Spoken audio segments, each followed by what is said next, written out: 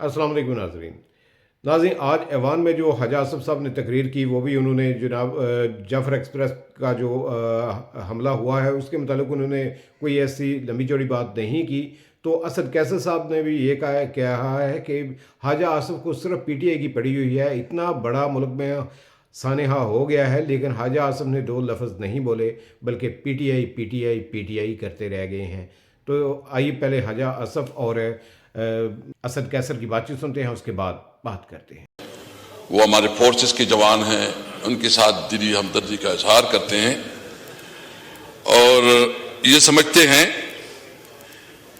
कि इतनी बड़े सानहे पे यहाँ एक दिन नहीं, कम से कम तमाम पार्लियामेंटेरियन को मौका मिलना चाहिए कि उसके ऊपर बात करें, ताकि इस मसले की तह तक पहुंचा जा सके।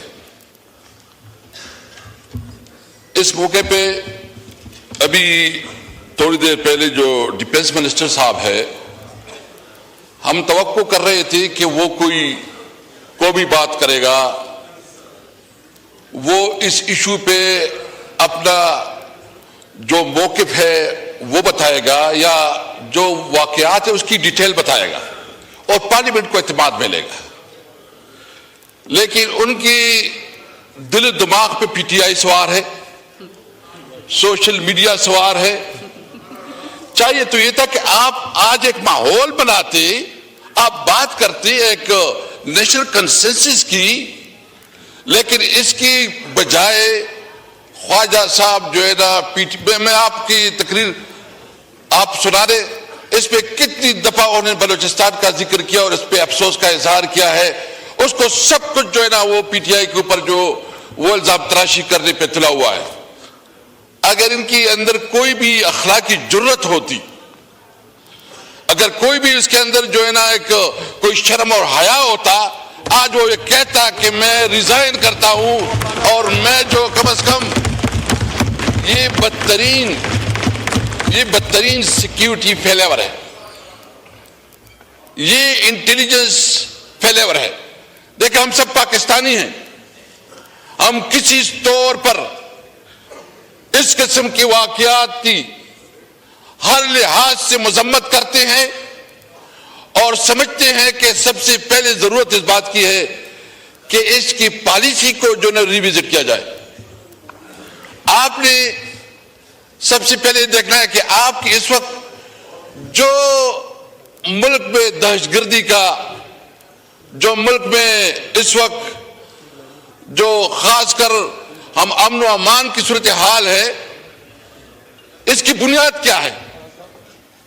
जब मुल्क में कानून न हो, जब मुल्क में आईन न हो, जब किसी इदारों का एहतराम और रिस्पेक्ट न हो, जब पार्लियामेंट जो है ना सिर्फ एक बराए-नाम पार्लियामेंट बन जाए, और वो पार्लियामेंट जनाब चेयरमैन, वो पार्लियामेंट हम समझते हैं कि इस वक्त अगर बलूचिस्तान असेंबली में या नेशनल असेंबली में जो नुमाइंदगी है वो अवाम की नुमाइंदगी नहीं है, वो फॉर्म 47 के नुमाइंदे है, वो अवाम के नुमाइंदे नहीं है।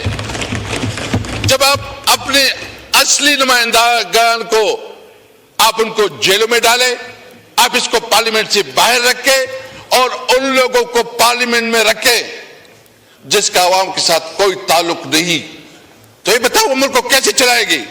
वहां पॉलिसी क्या पॉलिसी होंगी? क्योंकि इस वक्त सबसे पहली जो कि एक फ्रॉड इलेक्शन हुआ है, एक जाली तरीके से जो है ना असेंबली वजूद में लाई गई है और वो लोग असेंबली में बैठे हैं जिसके पास हक नहीं है कोई असेंबली में बैठे, उसके पास हक नहीं है कि वो हुकूमत बनाए, वो अवाम के नुमाइंदे नहीं है। हम समझते हैं इसलिए कि इस पार्लियामेंट में इस वक्त वो कुव्वत, वो ताकत नहीं है कि अवाम की नुमाइंदगी करे। इसलिए हमने मुतालिबा किया कि फौरी तौर पर री इलेक्शन करवाया जाए, फेयर एंड फ्री इलेक्शन हो और सही अवाम की नुमाइंदगी जो है उसको मौका दिया जाए और पार्लियामेंट को तब ताकत मिल सकती है। आप देखें कि बलूचिस्तान के इश्यूज क्या है। आपने कभी उधर जो है ना, अगर आप उसको अपनी नुमाइंदगी नहीं देती, आप उसके हुकूक नहीं देती, आप अख्तर मेंगल जैसे एक पाकिस्तान और आइन के ऊपर यकीन रखने वाले के ऊपर, उनकी पूरी पार्टी के ऊपर पर्चे करें, 1700 लोगों के ऊपर पर्चा हुआ, लोगों को गिरफ्तार किया गया। हमारा आदिल बादई जो एमएनए है यहां से बैठा हुआ है इधर, उसके घर पे चापे पड़ रहे हैं, वो पुलिस और इंतजामिया उस पे लगी हुई है कि कैसी पीटीआई को तोड़े, कैसी पीटीआई को कमजोर करे। और इसकी जो असल काम है कि वो सिक्योरिटी दे, तहफ्फुज़ दे, अमन कायम करे, उस पर मुकम्मल तौर पर नाकाम है। तो इस मौके पे पीटीआई समझती है कि इस वक्त ये सब मामलात जो हो रहे हैं ये अनकॉन्स्टिट्यूशनल किरदार की वजह से हो रहे हैं। मुल्क में न कोई आइन रहा, मुल्क में न कोई आइन रहा, न कोई कानून रहा, न किसी इदारों के कोई रिस्पेक्ट है। अभी आप देख रहे हैं कि इस वक्त जो बेरोजगारी बढ़ती जा रही है, आपके ताल्लुकात ईरान के साथ, जो आपके खारिजा पॉलिसी है, आपने अपने खारिजा पॉलिसी को रिविजिट करना होगा। आपकी ईरान के साथ ताल्लुकात खुशगवार नहीं। आपने अफगानिस्तान के साथ जो ताल्लुकात बनाए और जिस तरह वहां ट्रीटमेंट हो रही है वो इंतहाई अफसोसनाक है। आपको बिल्कुल आपको कंसर्न है, आपकी इश्यूज हैं, आप समझते हैं कि ये ठीक नहीं हो रहा। हमारी भी कंसर्न है बहुत चीजों पे, लेकिन उसके लिए आपके पास डिप्लोमेटिक चैनल मौजूद हैं। आप डिप्लोमेटिक चैनल को इस्तेमाल करें, अपने दोस्त ममालिक को इस्तेमाल करें, ताकि ये जो इस वक्त जो सूरत हाल चल रहा है उसके मुज़ाकरात टेबल के ऊपर उसके मामलात को हल किया जाए। ना कि आपने जो है ना, पहली दफा ये हुआ कि इस वक्त जो बॉर्डर पे, अफगानिस्तान के बॉर्डर पे और खासकर तुर्कमुस इलाकों पे लड़ाई चल रही है, और वहां के जो बिजनेसमैन है, जो हमारे इलाके का बिजनेस है, कारोबार है, पेशावर का तसाला ज्यादा से ज्यादा दारोदार जो है ना वो अफगानिस्तान के ऊपर है, उधर से ज्यादा हमारा कारोबार होता है। हमारा ज्यादातर राबिता जो ये एक तारीखी तौर पर ये रूट, ये तो Samarkand, Bukhara, central Asian countries, Russian state, ये यहां तिजारत के लिए आते थे और हमारी इकोनॉमीज पे चलती थी। हमने अपने दौर में ये कोशिश की कि पाक अफगान ट्रांजिट ट्रेड के अंदर एक शिक इजाफा किया, जिसमें हमने ये तय किया कि हमारे ट्रांसपोर्ट जो है ना वो सेंट्रल एशिया तक जाएगा और रशियन स्टेट तक जाएगी। और उस वक्त आप देखिए कि हमारे एक्सपोर्ट कितने बढ़े। उस वक्त हमारे एक्सपोर्ट तकरीबन 1.7 बिलियन तक पहुंचे। इस वक्त हमारी जो ईरान के साथ तकरीबन $1 बिलियन और रशियन स्टेट और सेंट्रल एशिया के साथ ये मिल मिला के तकरीबन $5 बिलियन बनते हैं। आज वो कारोबार बंद है। इसके मसाइल क्या आ रहे हैं? बेरोजगारी बढ़ रही है, मायूसी बढ़ रही है, नौजवानों में नाउमीदी बढ़ रही है। आप अब अगर उन इलाके के लोगों के रोजगार भी छीने और फिर आप ये कहें कि भाई रूट काजेज ये हैं कि आपके जो जो बॉर्डर्स हैं उसका एहतराम करें और जो मामलात है वो मुज़ाकरात पे हल करें। जनाब चेयरमैन, इस वक्त सबसे बड़ा मसला वो सिक्योरिटी, खासकर जो है ना ये दो सूबों में और बलोचिस्तान, जो हमारा फाटा एरिया, जो मर्ज एरिया है, और इस पार्लियामेंट भी कमिटमेंट की थी और 18 अमेंडमेंट के बाद जो कि एक एग्रीमेंट हुआ था फाटा के साथ कि 1000 बिलियन रुपए जो वहां के डेवलपमेंट पे लगाए जाएंगे। आप रिपोर्ट मंगवा के देखें इस वक्त कितनी जो है ना उधर डेवलपमेंट हुई, कितना पैसे इधर इस्तेमाल हुआ है। आप जानबूझकर छोटी सूबों को जो है ना महरूम रख रहे हैं। आप जानबूझकर जो है ना उसको उस तरफ धकेल रहे हैं कि खुदा न ख्वाह पाकिस्तान के खिलाफ वो काम करे। और आज ख्वाजा आसिफ साहब जो है ना डिफेंस मिनिस्टर हैं, वो जिस तरह बयानिया बयान कर रहा है कि सब कुछ पीटीआई की वजह से हो रहा है, ये सब कुछ तुम्हारी नाली की वजह से हो रहा है। तुम्हारे अंदर वो कैपेसिटी नहीं है, तुम्हारे अंदर वो सलाहियत नहीं है। चाहिए तो ये कि इस मामले पे हम किसी तौर पर, हमारे लिए सबसे पहले पाकिस्तान है। हम अपने इदारों को मजबूत देखना चाहते हैं। हम एक मजबूत पाकिस्तान, हम समझते हैं कि पार्लियामेंट सबसे मजबूत इदारा होना चाहिए और वो पार्लियामेंट जो कि हकीकी अवाम का नुमाइंदा पार्लियामेंट हो और सारे फैसलों का इख्तियार उसके पास हो। हम समझते हैं कि अदलिया, जब तक अदलिया इंसाफ नहीं फराहम करेगी, जब तक अदलिया को जो जिस तरह कंप्रोमाइज किया गया और 26वीं आईनी तरमीम की آڑ میں جس طرح عدلیہ کے اوپر اٹیک کیا گیا اور اس کو مینیج کیا گیا وہ قابل مذمت ہے. ہم سمجھتے ہیں کہ جب تک عدلیہ مضبوط نہیں ہوگی, آزاد نہیں ہوگی, انڈیپینڈنٹ نہیں ہوگی, تب تک یہ ملک آگے نہیں بڑھے گا. آپ نے اپنی عدالتی نظام کو مزید مضبوط کرنا ہے. آپ دیکھ رہے ہیں کہ اس وقت ہمارا جتنی بھی ادارے ہیں وہ اس کام میں لگے ہوئے ہیں جو اس کا کام نہیں ہے.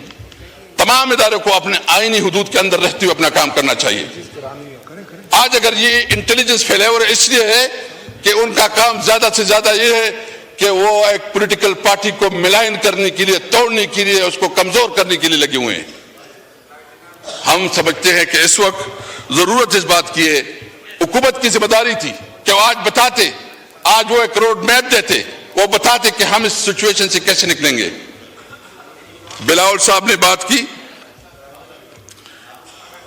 میں گزشتہ دنوں آپ کے شہر کراچی گیا تھا اور پھر حیدرآباد کا بھی وزٹ کیا, لیکن بہت افسوس ہوا وہ کراچی جو روشنیوں کا شہر ہے, جس کی ٹوٹی پھوٹی سڑکیں, جتنا بدحال ٹرانسپورٹ کا نظام, جتنا میں نے ادھر دیکھا مجھے بہت افسوس ہوا. اور میرے خیال میں پیپل پارٹی وہاں سے گزشتہ 15-20 سال سے حکومت میں, 15-20 سال سے حکومت میں. میں حیدرآباد گیا, ادھر بھی کوئی میں نے دودھ کی نہریں بہتی ہوئی نہیں دیکھی.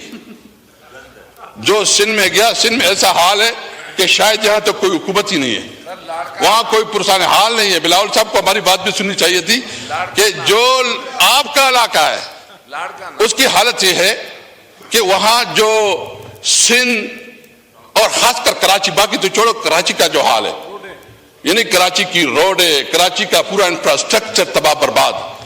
کراچی روشنیوں کا شہر ہے, اس کو جو اس کا حق ہے اس کا حق نہیں ملا. اور جو اس وقت یہ بات کر رہے ہیں کہ قیدی نمبر 804, قیدی نمبر 804 کی بات ہم ضرور کریں گے, ہر وقت کریں گے, ہر موقع پہ کریں گے, اور کیوں نہ کریں. آپ نے قیدی نمبر 804 عمران خان کو آپ نے ناجائز طور پر جیل میں رکھا, اس کے خلاف ناجائز پرچے کاٹے اور غیر قانونی طور پر اس کے خلاف پروسیڈنگ ہو رہی ہے, اور جو فیصلے ہو رہے ہیں وہ کہیں اور سے ہو رہے ہیں, ادھر امپلیمنٹ ہو رہے ہیں. یعنی ملک میں اس ملک کا وزیر اعظم رہا ہے, اس ملک کے لیے سب سے بڑا انہوں نے ورلڈ کپ جیتا, بہت بڑی عزت دی, اس ملک کے لیے شوکت خانم اسپتال بنایا, وہ ایک سیلیبریٹی ہے. اس وقت پاکستان کی سب سے بڑی, پاکستان کی تاریخ کا سب سے بڑا نام, سب سے بڑا کردار اور ایک تاریخی کردار جو نام عمران خان ہے. آئیں, اگر آپ کو اتنا زحم ہے تو ہم سمجھتے ہیں کہ ایک لیول فلینگ فیلڈ دے, الیکشن کروائیں, اور آپ سب جتنی بھی ہیں جس وقت حکومت میں بیٹھے, ایک آپ ٹکٹ پہ, آپ ایک ہی نشان پہ الیکشن لڑے. پی ٹی آئی انشاءاللہ عام ورکروں سے آپ کا مقابلہ کرے گا, آپ کو دکھائے گا کہ آپ کی کیا پوزیشن بنتی ہے. آپ کو پتا ہے کہ آپ کے عوام کے ساتھ کیا لینا. ایک کہتے ہیں مہنگائی ختم ہو گئی. آئے نا, چلتے ہیں بازار میں, دیکھتے ہیں کہ کیا پوزیشن ہے. آپ روزہ بازار میں دیکھیں کیا پوزیشن ہے, لاہور میں دیکھیں, آپ کراچی میں دیکھیں, پتہ چل جائے گا. چینی کی جتنی بھی ہے سب تمام چیزیں آپ بازار میں, یہاں وہی باتیں ہوتی ہیں. اس لیے میرا مطالبہ ہے کہ سب سے پہلے اس قسم کی صورتحال کے لیے ضرورت اس بات کی ہے کہ نیشنل کنسنسس بنائی جاتی, نیشنل ایکشن پلان کے اوپر عمل کرایا جاتا, اور جو ادارے اس وقت سیاست میں ملوث ہے وہ اپنے کردار پہ توجہ دے, اپنے کردار سے. اور خواجہ صاحب کا میں نے کہہ دیا اگر اس کے اندر کوئی بھی شرم حیا ہو تو اس کو جو ہے استعفا دینی چاہیے. اور چلا گیا اور اس کی ساری تقریر وہ بوجھ اور خسد کی بنیاد پہ وہ ساری تقریر کر رہا تھا. میں ایک اور پوائنٹ کی طرف جو ہے نا جناب چیئرمین توجہ دلانا چاہتا ہوں. اس وقت جو ہے نا ایک اور بھی فیصلہ ہوا ہے کہ جو افغان مہاجرین ہیں ان کے خلاف جو ہے نا ایک کریک ڈاؤن یا اس کو نکالنے کا ایک عمل شروع کیا جا رہا ہے.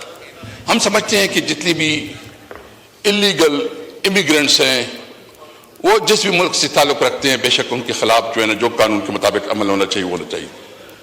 لیکن یہ مسلسل اس طرح اور ایک کمپین شروع ہو جاتی ہے और पुलिस वालों की जी तो नाजरीन, आपने असद कैसर साहब की बातचीत सुनी। तो असद कैसर साहब ने आज ऐवान में ख्वाजा आसिफ को जो है वो नंगा कर दिया। उनका ये कहना था कि मुल्क में इतना बड़ा सानहा रूनुमा हुआ है कि हर बंदा जाफर एक्सप्रेस के बारे में बात कर रहा है और शहदा के बारे में जो है वो अच्छे अल्फाजों से उनको याद किया जा रहा है, उनके लिए दुआएं की जा रही हैं। और ख्वाजा आसिफ साहब को बस एक ही काम है कि पीटीआई पीटीआई पीटीआई। तो इसके अलावा इनको कोई काम नहीं है मुल्क में, जो मर्ज़ी हो जाए, जिस तरह का तूफ़ान मर्ज़ी आ जाए, लेकिन इनके ज़हनों पर सवार है सिर्फ पीटीआई और इमरान खान। तो ये था जनाब असद कैसर साहब, इजाज़त दीजिए, अल्लाह हाफिज़।